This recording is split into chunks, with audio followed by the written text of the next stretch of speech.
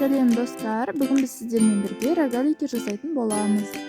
Бұл үшін ыдысымызға жұмыртқа, сары май, қант, айран және де ұнды салып, жұмсақ қамыр илейтін боламыз. Және де өз қалауыңыз бойынша шым тұз салсаңыз да болады.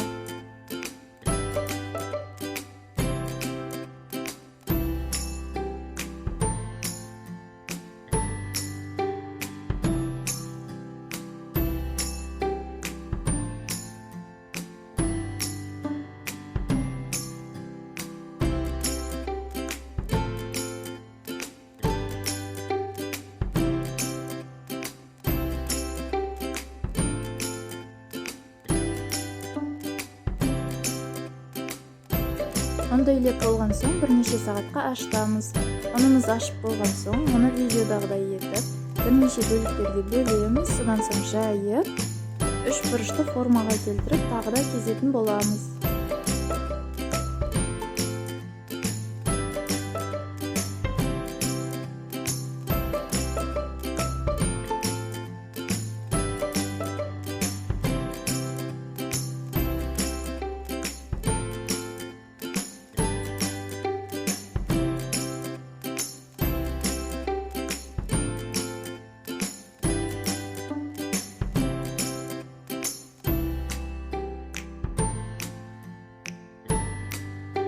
Одан соң начинкасын саламыз. Мен вареный сгущенка салдым.